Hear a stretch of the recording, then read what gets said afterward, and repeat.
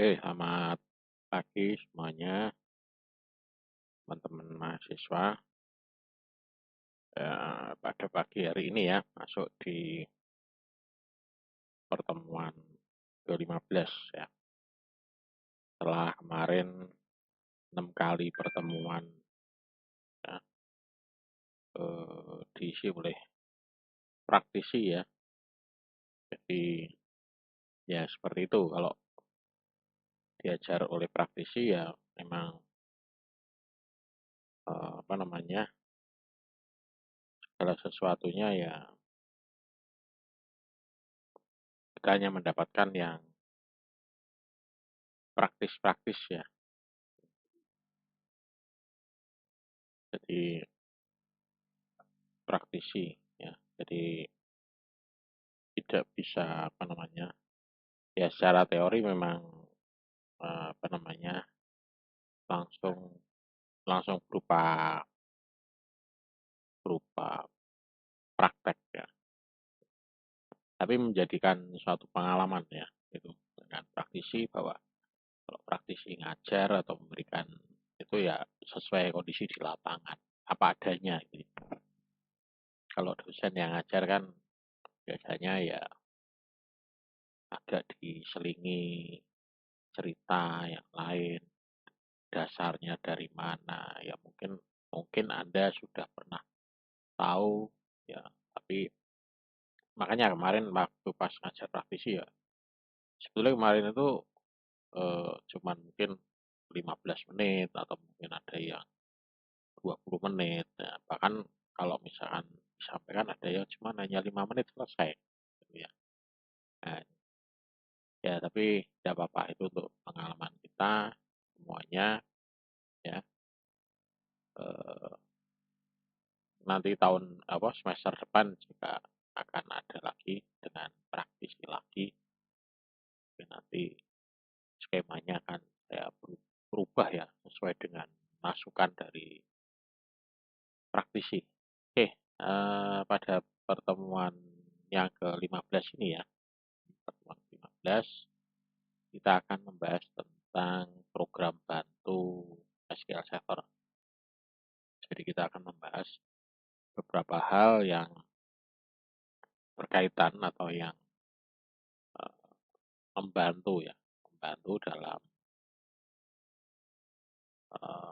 proses ya, di mana pengerjaan atau eh, melibatkan ya tools bisa tools pihak ketiga ataupun mungkin yang lainnya yang perlu kita juga perlu memahami juga ya.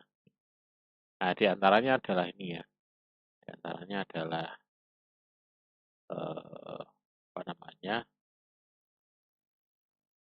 ada 10 ya di sini, tapi di sini 10 pun juga tidak semuanya digunakan secara terus-menerus ya. Mungkin hanya ada beberapa yang dipakai.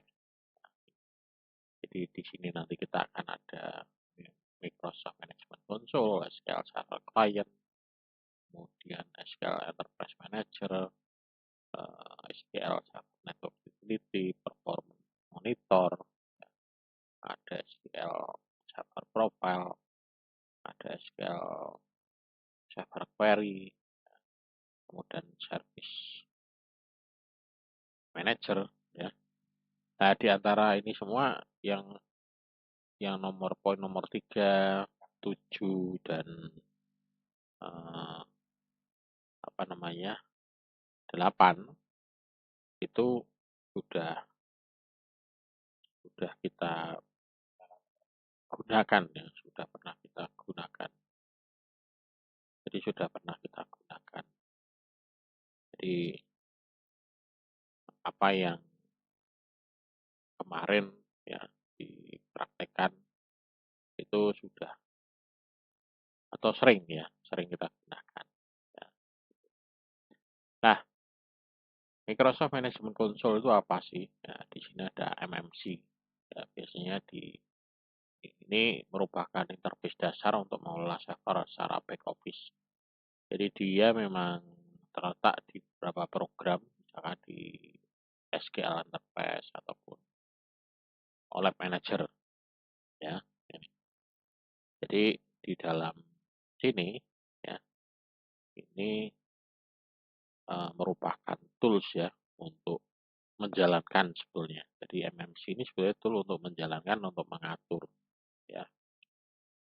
Nah, jadi kalau misalnya kita langsung saja ya, langsung saya demokan di sini. Langsung saya demokan di sini. Ini saya coba masuk.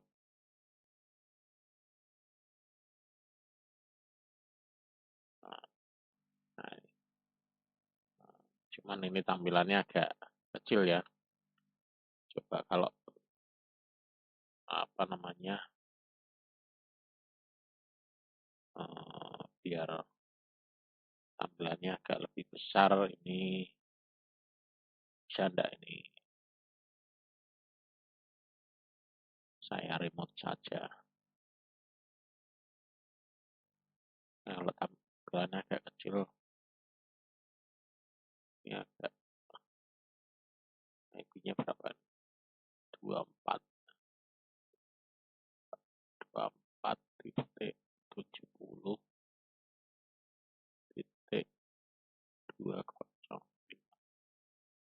Nah, bisa. Nah, ini kan agak lebih besar ya tampilannya ya.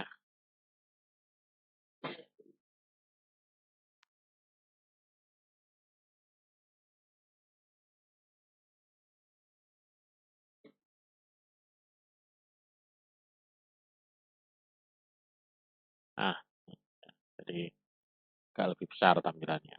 Eh, jadi kalau MMC itu kita pakai di sini ya. Jadi kita sebenarnya MMC itu kita manggilnya adalah menggunakan menu run. Sini kita akan MMC. Nah, jadi ini konsol. Jadi tampilan untuk mengatur atau menampilkan ya. Nah, dari sini kita bisa menambahkan apa namanya, menu-menu ya. Ya, menu yang sering kita gunakan apa? Dia tahu untuk memanggil ya. Misalkan add, remove, snap in. Nah, kita mau manggil apa di sini? Ya. Misalkan nanti kita mau manggil komputer manajemen ya.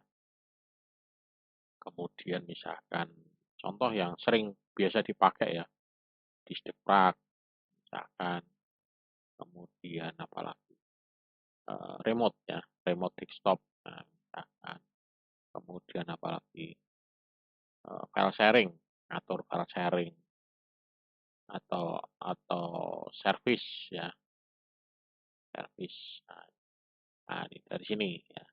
Nah, di sini kita bisa menjadikan satu tampilan semacam kayak dashboard ya, dashboard. Jadi kalau misalnya kita manggil dari sini komputer ya, kita bisa remote di sini apa yang kita lihat, terus disk management, Diskdeprak ya, ini bisa kita lihat di sini ya. Remote desktop, ini di sini remote desktop kebetulan tidak ada ya. Jadi kalau misalnya kita add di sini, add new remote, nah di sini bisa kita plus remote mana itu ya, akan muncul di sini nanti ya. Kemudian sharing ya, apa yang di sharing, kemudian file service. Nah, jadi ini adalah semacam kayak dashboard ya, dashboard. Dan ini tidak hanya satu komputer ini bisa kita apa namanya, memanggil komputer yang lain. Ini kebetulan ini kan lokal ya. Jadi ini kalau misalkan ini kan satu komputer ya, server 2 ya. Coba saya panggil lagi satu server lagi, server 1 ya. Ini saya panggil lagi di sini, saya jalankan. Nah, nanti ini kita bisa monitoring dari sini juga ya. Jadi konsol. Jadi kalau lebih tepatnya MMC di sini kita bisa menyusun sebuah dashboard ya. Dashboard apa yang akan kita atur dari sini. Jadi tampilannya nanti ada di sebelah kolom sebelah sini. Ya, kolom sebelah. Ya memang Pak itu kan sama dengan yang di administratif tool. Ya, ini memang sama dengan administratif tool. Nah, ini. Jadi sama dengan yang di sini. Ya, ataupun mungkin di bawah kontrol panel, kemudian di sini administratif tool. Nah, jadi sama seperti yang ada di sini. Ya, ini. Jadi sama. Nah, cuman ini bisa kita kemas apa-apa saja yang bisa muncul di sini. Ya, coba kita tunggu ya. Ini komputer server 01. Nanti kita coba akses dari sini ya, komputer 01. Ini jadi bisa kita manfaatkan atau kita, nah ini salah satu tools untuk membantu kita untuk memanage ya, memanage server ya, memanage klien ya, bisa juga ya. Jadi kita tidak perlu lagi mengakses servernya itu pindah-pindah tempat ya, itu tidak perlu. Apalagi kalau zaman sekarang servernya itu dalam bentuk virtual, nah, seperti ini ya. Nah, ini saya menjalankan dua buah server, tapi yang satu masih belum aktif ini ya. Nah, ini masih loading ya, server. Dan kalau saya menjalankan server 3 ya bisa. Ini server ketiga saya jalankan lagi. Nah, ini server ketiga jalan. Ya. Nah, ini server yang pertama. Misalkan ini saya lihat IP-nya berapa itu ya.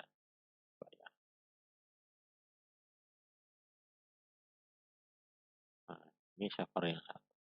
Nah, ini IP-nya berapa di sini. Kemudian nanti di sini coba kita remote ya. Nah, ini remote. Oh, ini 172.16.32.126. Memungkinkan enggak nanti kita remote ya.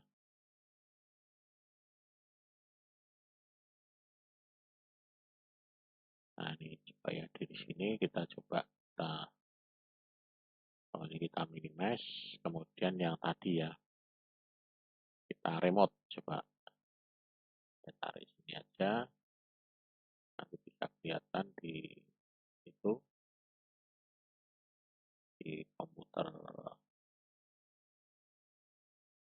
remote-nya, remote.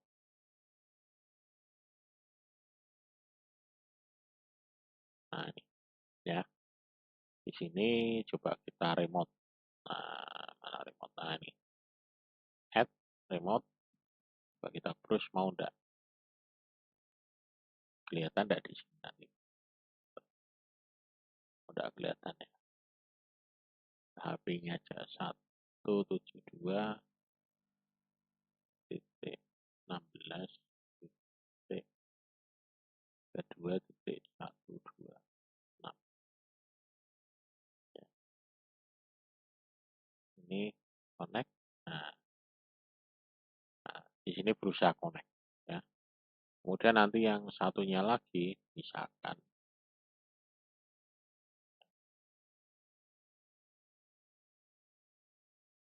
ini mungkin dia tidak bisa connect atau mungkin karena komputernya tidak aktif ya, atau maksudnya remote-nya tidak diaktifkan, bisa jadi ya. Oh, ini aktif sebenarnya.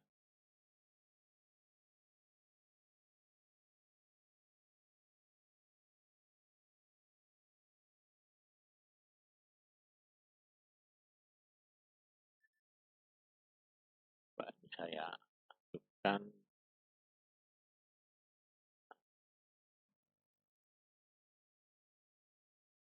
Jadi memang untuk melakukan remote itu komputer lawan itu harus aktif ya. Aktif dalam arti aktif ini. Kemudian saya coba remote lagi di sini ya.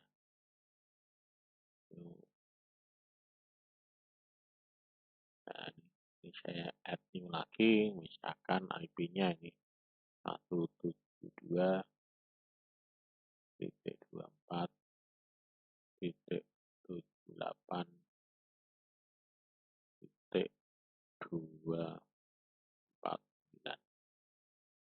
Nah, ya. Jadi ada dua di sini. Nah, oke, coba kita panggil dari sini. Nah, dia berusaha connect. Nah, tapi dia di situ statusnya adalah langsung disconnect ya. Jadi kalau misalnya di sini aktif ya, maka dia bisa ya. Saya tambahkan ya.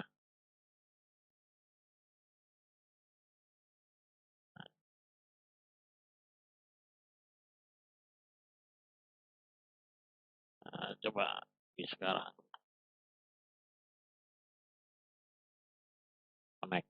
Nah, ini. Jadi kalau connect seperti ini nanti di sini. Jadi kita bisa meremote. Nah, jadi kita bisa meremote tampilannya. Misalkan ini ya. Operator. Nah, nah, jadi kita bisa meremote tampilannya. Ini adalah yang server yang kita remote. Jadi ini server ini beda lagi. Jadi ini tools. Kemudian kita bisa juga tidak hanya meremote ini, tapi kita bisa juga komputer manage ini juga bisa connect to. Nah, di connect to-nya di sini kita arahkan ke komputernya tadi. Kan tadi berapa? 172.24.78 ya. 8.249. Nah, nah, jadi di sini ini sekarang ini adalah miliknya komputer ini, komputer yang ini tadi. Nah, kalau ini kita remote secara desktop, tapi kalau ini kita remote secara services. Jadi kita remote secara servicesnya. Yang kita remote apa? Event viewernya, sharingnya, usernya. Jadi user user di sini ya. Nah, jadi kalau misalnya saya tambahkan di sini user ya, misalnya username-nya, misalnya saya buat namanya di sini Tony, ya, full name-nya Tony Janarko, password-nya, nah, password ya, kita create. Nah, oke, sudah terbentuk ya di sini. Jadi di sini sudah ada on. Begitu saya buka di sini, saya remote bagian remote ini, saya buka ini komputer, kemudian kontrol panel, kemudian di sini masuk ke users. Mana user? Nah, di sini users mana? Ya, di sini aja wis. Di kanan properties. Nah, usersnya di mana? Bagian users di mana? Ya di sini ya. Install service. Nah, ini tidak muncul di sini. Kita buka ini aja sih. Users open ya. Nah, view icon. Nah, users. Users. Store user. Oh, nah ini bukan ya. Nah, usernya bukan di sini.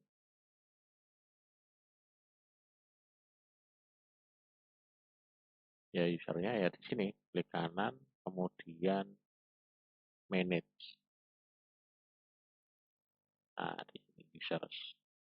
Local users. Nah, maka di sini nanti akan terbentuk apa yang tadi saya buat di sini. Nah, nah ya, ya. Nah, kalau ini remote-nya adalah remote desktop, kalau yang ini adalah services. Ya.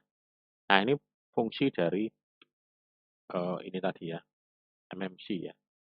Nah, fungsi MMC bisa Dia hanya sebagai tool saja yang bisa kita gunakan. Ya. Kemudian yang kedua di sini ada SQL Server Client Network Utility. Nah, jadi ini se network utility untuk program yang dirancang untuk mengelola konfigurasi klien untuk koneksi network yang didefinisikan oleh user. Nah, ini untuk koneksi antar ini apa namanya networknya.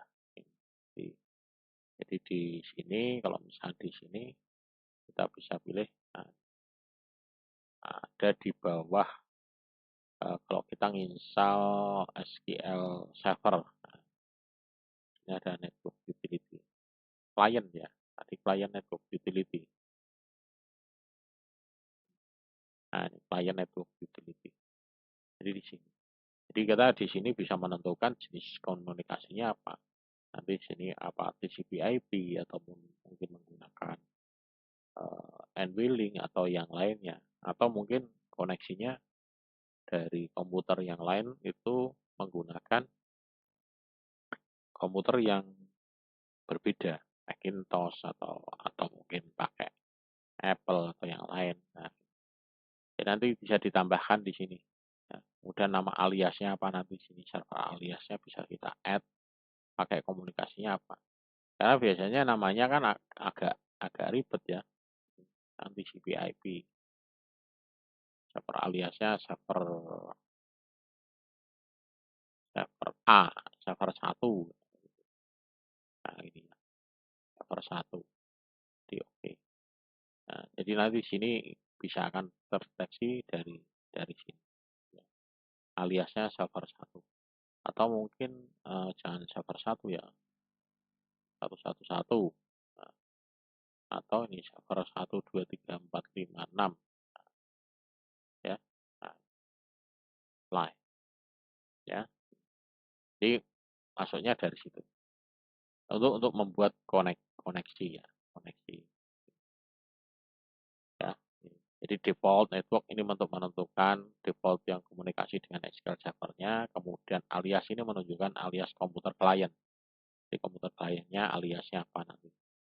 Ini network library untuk kepustakaannya yang digunakan nanti apa. Ya. Koneksi parameter menunjukkan parameter yang mungkin akan berhubungan dengan alat komunikasi. Dan bisa kita add, remove, edit. Ya. Nah, kemudian SQL Server Interface Manager. Nah, kalau ini yang kemarin beberapa sudah dipraktekkan ya. Jadi di pertemuan-pertemuan sebelumnya sudah dipraktekkan ini kalau misalkan kita mau melihat, membuat, mengisi tabel. Kayak kemarin ya ada buat tabel, prosedur, indeks ya. Kemudian mengimport, ekspor data, transformasi data. Nah, ini fungsinya ini untuk menjalankan tugas-tugas administratif. Ya, ini tidak perlu saya bahas lagi karena kemarin sudah lebih detail. Kemudian SQL Server Network Utility ini adalah yang tadi ya, berfungsi untuk mengkonfigurasi koneksi dengan SQL Server dengan protokol komunikasi antara server dan klien. Nah, ini tadi. Jadi yang tadi yang kita buat tadi. Nah, jadi di sini tadi saya sudah membuat itu. Kemudian coba dari sini saya panggil misalkan. Nah, ini kan klien network ya. Berarti kalau saya di sini manggilnya adalah kalau komputer yang tadi adalah klien network. Oh, sorry, ini komputer ini klien network ya. Nah, ini klien network. Nah, misalkan ini saya buat namanya server 001234566 ya. Ini. Nah, ini di sini saya sudah membuat komputer server alias ini. Kemudian coba dari komputer ini saya coba buka yang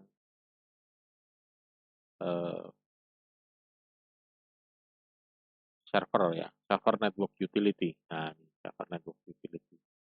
Maka di sini akan muncul nanti di sini. Begitu kita pilih yang TCP/IP ya di sini.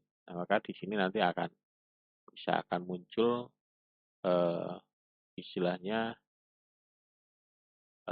library-nya ya. Jadi di sini akan muncul. Ini kebetulan saya menggunakannya adalah TCP/IP ya. Ini kita matikan aja. Nah, hanya menggunakan TCP/IP saja. Jadi di sini untuk berkomunikasi nantinya ya. Jadi nanti kalau misalnya kita panggil di sini enterprise ya, SQL Server, sorry kok. Nah, jadi SQL Server Enterprise. Nah, di sini. Jadi di sini nanti kita bisa mengenali dari server-server itu, terutama kalau kita add atau add new server, nah, add SQL registration. Nah, maka di sini nanti akan muncul, nah ini kan tadi server 1, 2, 3, 4, 5, 6. Nah, ini tadi yang sebenarnya yang kita daftarkan di klien itu tadi. Jadi dia akan muncul itu server 1, 2, 3, 4, 5, 6. Ya, akan terdeteksi di sini sebagai nama alias. Kalau tidak kita definisikan seperti ini, maka kita harus manggil nama servernya itu sesuai dengan nama servernya. Ya, nama servernya di ini. Jadi nama servernya kadang itu SQL server namanya apa. Jadi agak ribet kalau tidak kita definisikan atau sebagai kayak gini. Jadi namanya kayak gini misalnya. Server 1 ini. Nah, ya kebetulan server ini kan namanya kan ini ya. Tapi kalau sudah di online itu nama servernya tidak seperti ini. Nama servernya itu akan beda dengan ini. Kebetulan ini server 0202 tidak aktif. Ini yang aktif hanya server 2. Server 2 ini berarti server 2 itu tadi ini. Ya. Nah, ini server 2. Jadi kalau saya klik kanan, properties, computer name, oh ini server 3. Ini server 3. Ya. Jadi di sini namanya aliasnya ini server 3. Jadi kalau saya panggil di sini, ini kebetulan server 2. Ya. Kalau misalkan saya panggil lagi di sini,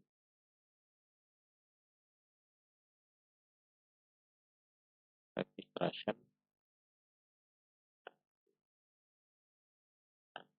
ini saya panggil misalkan server 03, 01 tadi ya, 1, 2, 3, 4, 5, 6, 7, 8. Nah, kita panggil, ya, dia saya masukkan di gedung A. Ya, saya masukkan, saya gabungkan ke gedung ini. Gitu. Nah, saya berusaha mengkonekkan server 0123456788. Ya, nah, tidak memiliki hak akses ya. Ini tidak memiliki hak akses karena mungkin belum dikonfigurasi atau apa ya. Jadi di sini saya tidak bisa memiliki akses ke ya jelas ya, karena di sini hanya sebagai klien ya. Di sini hanya sebagai klien. Jadi di sini tidak ada enterprise ya. Di sini hanya client network utility aja. Jadi ini tidak ada database. Jadi itu fungsinya adalah untuk itu, untuk mengenalkan. Kemudian ada performance monitor. Ini juga menawarkan analisa tentang aktivitas yang berlangsung di dalam database. Merupakan program untuk mendiagnosa masalah. Ya. Jadi di sini ya, performance monitor.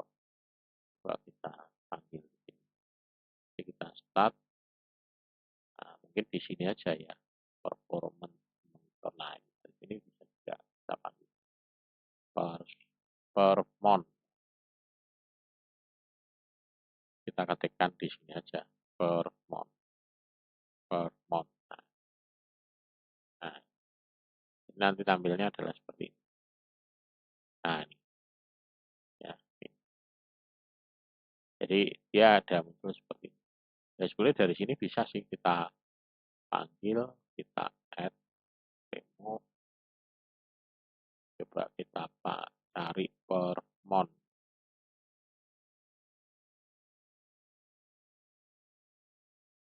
OP, nah, oh, ini permon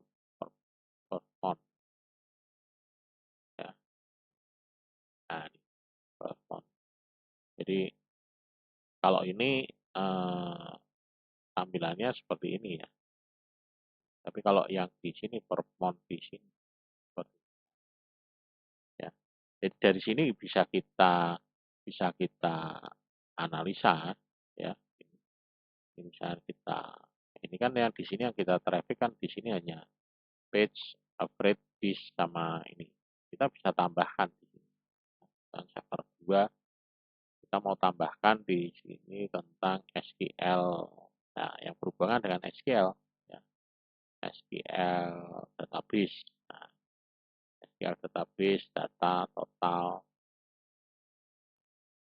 Jadi bisa kita tambahkan di sini.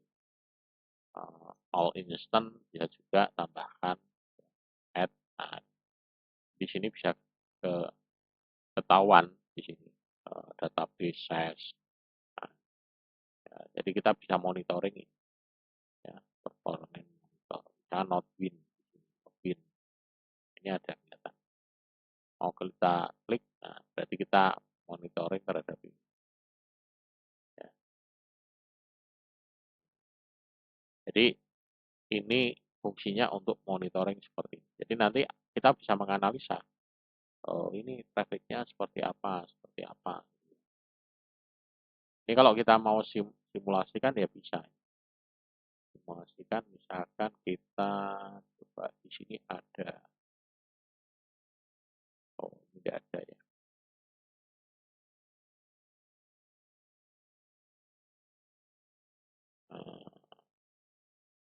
Tidak ada untuk monitoring ya, itu boleh ada. Tapi di sini sudah cukup menggambarkan. Jadi trafficnya kalau tinggi ya nanti dia akan naik. Jadi untuk tinggal parameternya apa yang akan kita monitoring di sini. Jadi parameternya di sini ada SQL Server Access Method, Backup, Buffering, kemudian ada base, database, log, memori, ya, replikasi agent, ya, replikasi distribusi. Nah, tinggal kita yang kita sorot kalau misalnya kita di bidang apa namanya database ya SQL Server-nya. Tapi kalau jaringan ya nanti bisa ke ini TCP IP network. Nah ini prosesornya ya, dari sini bisa kita lihat ya. Kemudian ya, nah ini performance ya. Kemudian SQL Server Profiler. Profiler ini juga sama ya.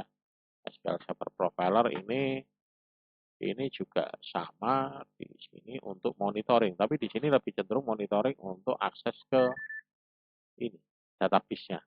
Ya. Jadi kalau kita buka di sini SQL Server Profiler, nah, SQL Server, nah ini Profiler, Profiler, Profiler. Nah, dari sini kita buka, kita new trace ya.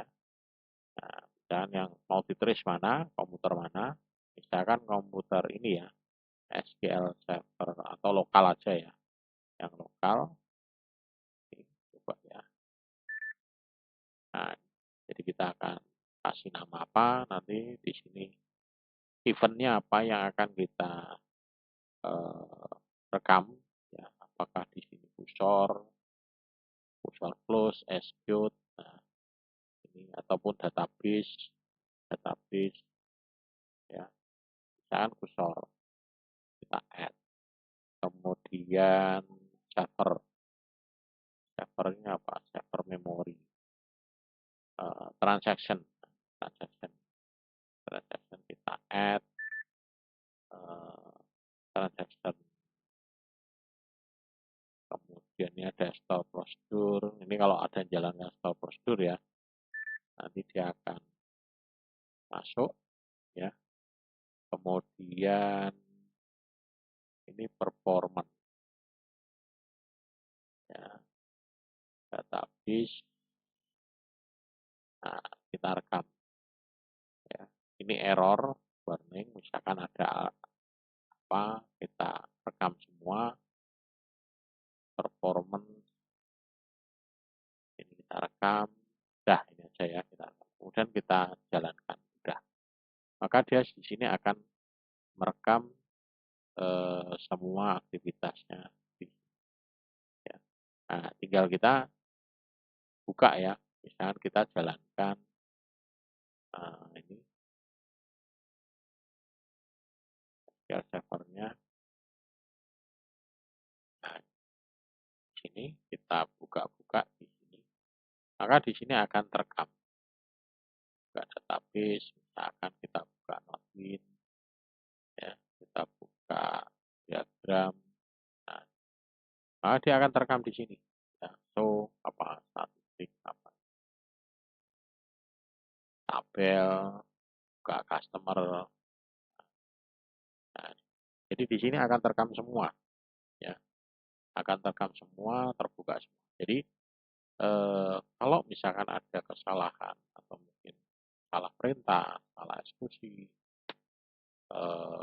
apa namanya, ada eksekusi, kemudian ada apa namanya, ada error, ya, error. Mungkin yang paling parah adalah misalkan kesalahan hapus. Nah, nanti di sini akan kelihatan bahwa ada proses hapus data, ada proses apa namanya, proses manipulasi data, ya, ya, itu akan terekam semua. Coba tadi kontrol, nah ini, ya. Jadi kalau misalkan saya di sini saya buka, kita tidak kelihatan.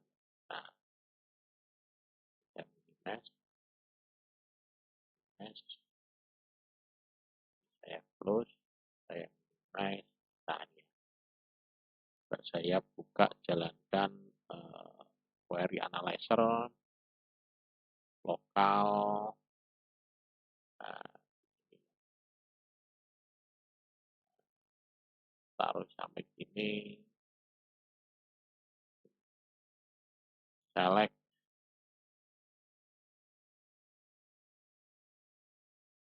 bintang, jalankan. Oh, enggak mau. Nah, di sini juga ada error ya. Misalnya di tabel Nodewin, saya enggak hafal ya. Tabel Nodewin itu isinya apa? Order, ya, order. Nah, select bintang from order. Nah, nah ini buka. Ya, maka di sini akan muncul semua ya. Ini perintah-perintahnya. Nah, jadi nanti di sini bisa kita lihat, coba kita lebih detail lagi ya. Kita tutup dulu. Jadi yang kita rekam biar lebih detail lagi. Nah, eventnya adalah transaction ya. Kemudian atau mungkin semua ya, biar kelihatan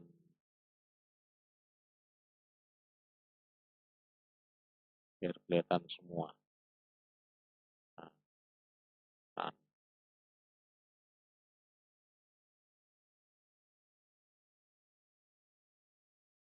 ya, ini Pak ini jalankan. Nah,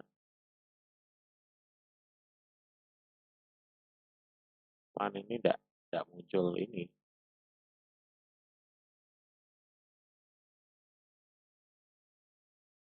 SQL server 01.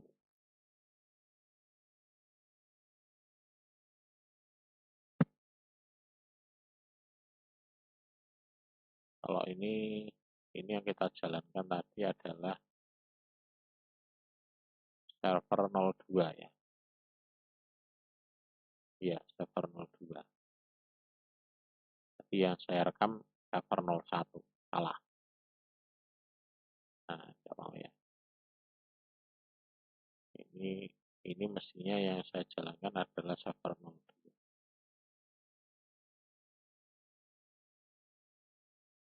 Server 02. Nah, ini coba kita rekam semua biar kelihatan. Nah, di sini nanti akan muncul atau kelihatan. Jadi kalau misalnya saya jalankan ini, nah, jadi di sini akan muncul. Saya buat apa namanya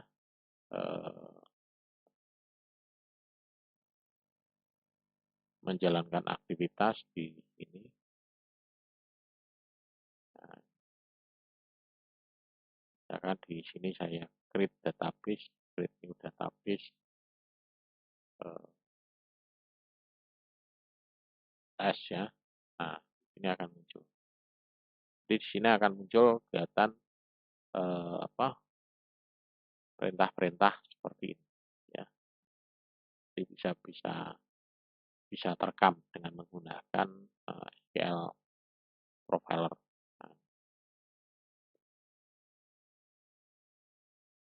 Nah, kemudian SQL Server Query Analyzer ini untuk menganalisa. Jadi ini yang kemarin juga sudah pernah kita bahas di pertemuan kemarin.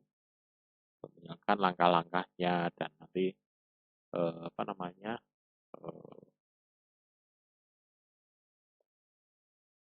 cepat atau lambatnya. Nah, ya, kemarin dipakai untuk membuktikan ya bahwa proses itu seperti apa di pertemuan kemarin dengan praktisi. Nanti kalau misalkan Anda pengen lihat ya putar aja yang ini pertemuan yang kemarin ya, query analyzer. Jadi ini kita bisa menganalisa prosesnya. Ya.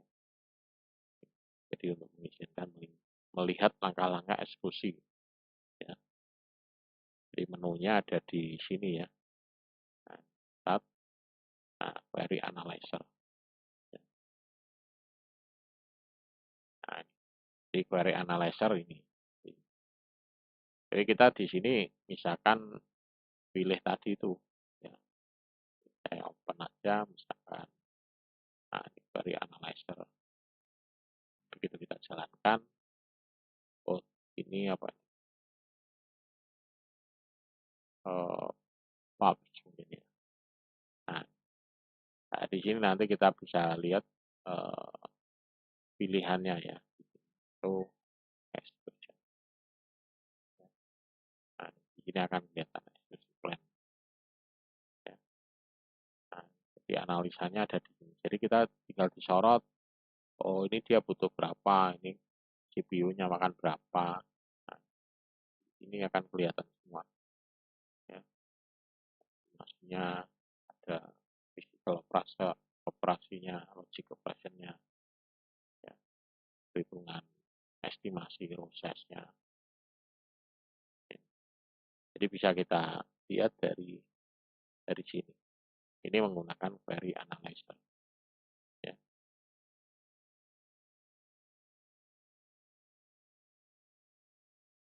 Kemudian ada SQL Server Service Manager. Ini untuk melihat ini SQL Service Manager ini untuk melihat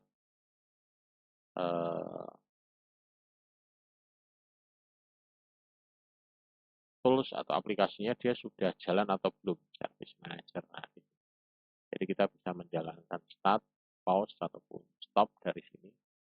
Jadi kalau misalnya kita stop, ya kita nanti di sini akan berhenti ya. Jadi di sini tinggal kita pilih servernya, kemudian kita pilih servicesnya apa. Ya, ini SQL Server atau SQL Server Agent atau yang Microsoft Search atau yang Distribution Transaction. Nah, jadi di sini tinggal kita lihat yang belum aktif mana atau yang pause. Nah, kalau ini defaultnya bisa di auto start service kalau ini memang server utama ya. Tapi kalau ini untuk biasanya untuk apa namanya untuk latihan atau mungkin training atau mungkin untuk observasi ini biasanya tidak auto start. Nah, kayak di komputer saya itu biasanya tidak auto start ya. Jadi akan saya jalankan pada saat saya butuhkan aja. Tapi kalau ini di virtual, begitu server virtualnya saya aktifkan langsung ini langsung start. Ya. Karena aktif atau tidaknya kan tergantung dari virtualnya. Gitu. Itu untuk SQL Server Manager. Ya, kalau yang ini untuk SQL Server Setup ini untuk upgrade ya, untuk menyempurnakan atau menambah atau mengurangi tampilan. Ini biasanya digunakan hanya pas pertama saja. Nah, ini tadi yang SQL Server Profiler ya, tampilannya. Ini mendaftarkan servernya. Nah, ini cara mendaftarkannya. Kemudian membuat trace. Jadi kita bisa melakukan trace ya. Tes 1. Nah, nama trace-nya. Kemudian memberikan akses ke siapa. Nah, nanti di sini akan kelihatan trace server running. Dia akan jalan ini apa. Oh, statusnya apa. Select, in, execute, select. Nah, ini mestinya tadi muncul seperti ini ya. Usernya siapa yang jalankan di sini. Akan kelihatan. Nanti username-nya. Ini akan kelihatan. Ya, select. Dan dia akan menjalankan select in, execute, select. Akan terekam semua di sini. Jadi apa yang dijalankan nanti akan muncul semua. Nah, profile. Nah, ini mestinya ini jalan. Nah, kalau ya, gitu. Jadi kita bisa tahu aktivitasnya ya, bahkan kita bisa manggil ini juga ya. Kalau ini nama servernya yang kita panggil, ini bisa kita cari. Ini apa yang akan kita fokuskan untuk pencarian.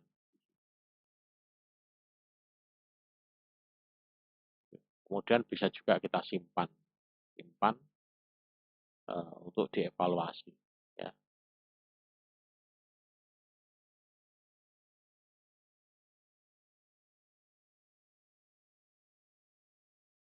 Nah, tampilannya seperti ini. Kemudian bisa juga kita filter, ya, trace itu kita filter. Ini jalankan trace ya, pilih run, menyimpan. Ini yang SQL Server Service Manager.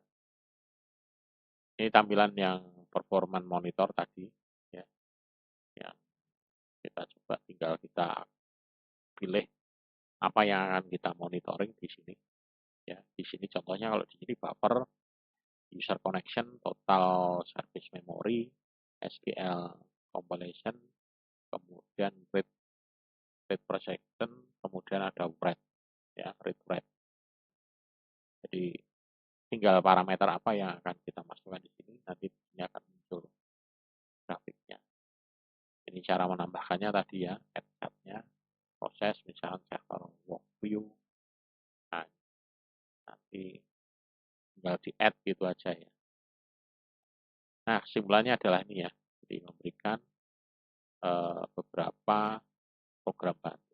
Nah, selain program bantu ini, ada juga tools lain ya di luar ini yang bisa kita gunakan, yaitu kita bisa menggunakan Navigat. Nah, coba ya, Navigat. Navigat. Nah, jadi kita bisa juga menggunakan Navigat, SQL, eh, apa namanya, SQL, SQL Front ya, SQL Front atau SQL Front. Ini Navigat juga bisa kita lihat di sini. Tapi kita harus tentukan servernya di sini. Jadi servernya berapa, apa IP-nya ya, apa ya, IP-nya berapa ya.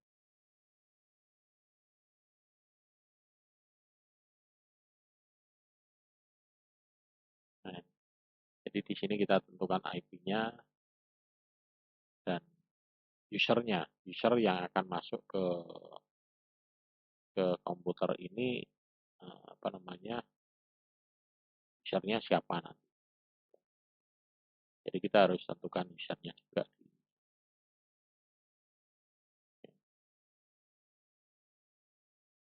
Login usernya, kemudian tentunya di dalam database-nya itu ya. Dalam database-nya dia user aksesnya siapa. Nanti baru bisa mengakses. Nah, ini user aksesnya ini ada di sini. Akan saya tutup ya. Nah, akan di sini enterprise. Nah, server nomor 2. Contohnya ini ya. Kemudian database. Nah, tinggal nanti di sini tinggal kita mau cari. Nah, misalkan nanti usernya ada di sini. Usernya kita tentukan di sini. Ini ada enggak user yang sudah terbentuk. Semuanya rata-rata masih di sini.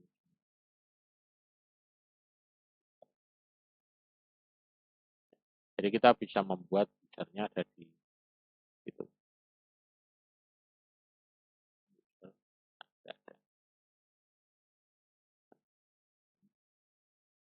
User, misalnya kita buat user baru di sini ya bisa. Database user. Jangan loginnya siapa nanti. Login. Dan kita buat new. Nah, ini usernya. Jadi nama usernya siapa? Tony. Gitu ya. Kemudian di sini apakah dia Windows Authentication atau tidak. Nah, kalau kita menggunakan ini, Tony, passwordnya misalkan Tony. Kemudian database yang boleh diakses apa? Misalkan ini, T12003T. Nah, ya, kita oke. Konfirmasi lagi ya passwordnya. Oke. Jadi dia di sini nanti dia akan mengakses. Kalau kita lihat ya, disuruh menentukan spesifikasinya. Dia sebagai public, owner, akses, atau semuanya. Nah, jadi nanti dia bisa mengakses semuanya. Tapi kalau ini data read write, data deny ya tidak perlu. Kalau bisa read write ya ini. Ya. Atau data write-nya tidak diizinkan ya. Jadi nanti dia di sini adalah deny write ya. Data read dia bisa nyarit ya. Nah, oke. Maka di sini akan ditambahkan tadi loginnya Tony ya. Nah, pada saat kita mengakses ke server, ya, coba tadi kontrol ini ya, kontrolnya berarti kan ke sini ya. Nah, ini coba kita panggil navigatnya ini. Nah, ini IP-nya adalah itu 172.24.8.249 ya. Loginya Tony, passwordnya Tony. Kita tes koneksi, ada.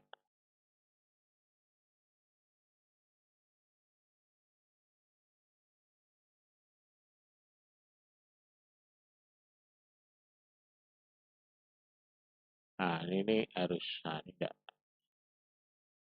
Kalau Windows Authentication dia tinggal ini aja. Kalau Windows Authentication tadi harus disesuaikan Windows Authentication. Ya, tadi. Mana tadi? Nah, tidak mau ya. Jadi kalau Windows Authentication ya di sini harus ditentukan Windows Authentication pada saat kita pilih tadi ya database-nya. Database-nya ini tadi. Nah, jadi di sini harus kita tentukan juga. Nah, properties. Oh sorry, bukan ini. Di kanan properties.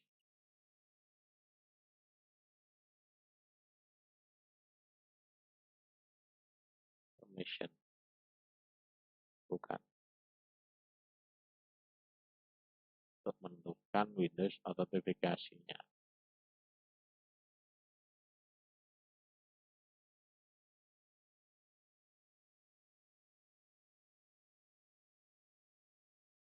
Dari sini juga bisa ya, buatnya di sini new login, di sini kita buat loginnya tadi.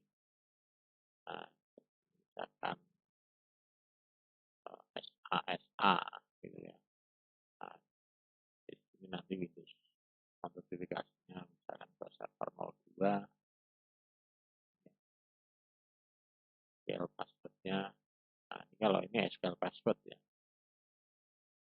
Nanti name usernya SASA, tapi di sini nanti ke server rule-nya nanti di sini apa aksesnya ya. Admin, oke, maka dia nambah di dalam database ini juga akan nambah. Ini ya, user nah, di sini ini dia bisa akses ke sini juga. Ya. Nah itu dengan menggunakan ini bisa ya, nah, navigate. Jadi kita bisa apa namanya?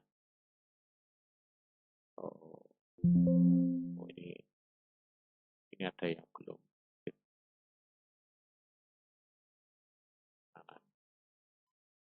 Nah, masih ada yang open ini ya. Coba saya tutup dulu, close.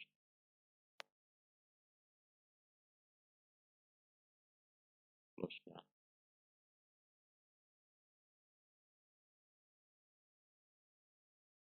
Nah, ini mesti ada yang open. Tadi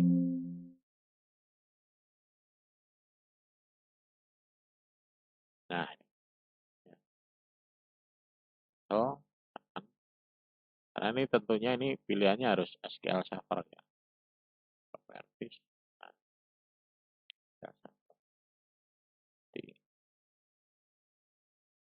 dan ini harus ke servernya harus ke apa namanya? Ke detect ya. Jadi kalau misalkan dari tempat saya mau mengakses ke mana itu ya.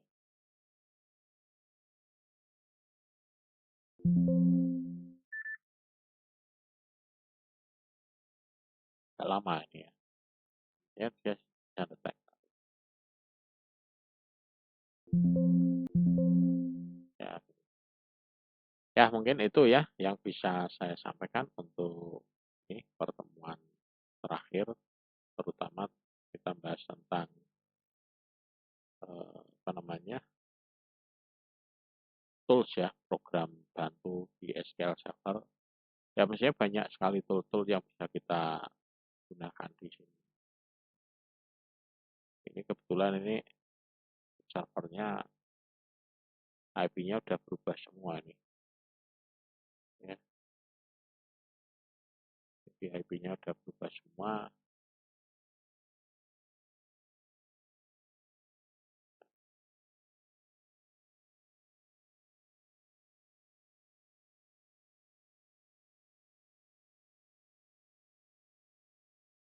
Ya ini sudah tidak aktif servernya. Mungkin ada yang mau ditanyakan. Kalau ada yang tanyakan bisa di kolom chatnya. 172 24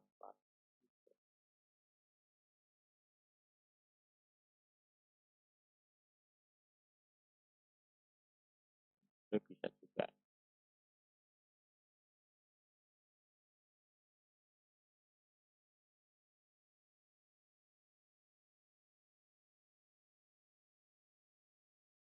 connection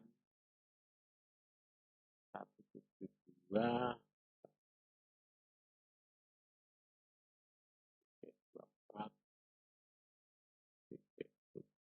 8 24. Ini coba saya masuknya SA tes koneksi.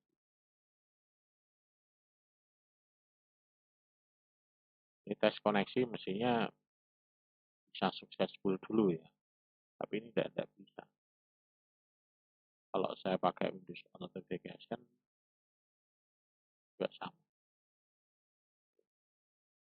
Akhirnya IP-nya ini 172.24. Kalau saya ping bisa. Jadi saya ping bisa. Jadi kalau ping bisa, jadi dia tidak apa tidak tidak tersedia. Tidak.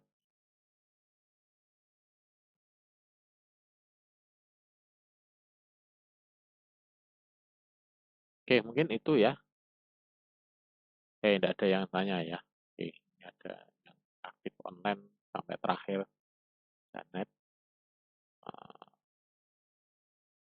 Nadia, Indah, Aura. Oke, terima kasih.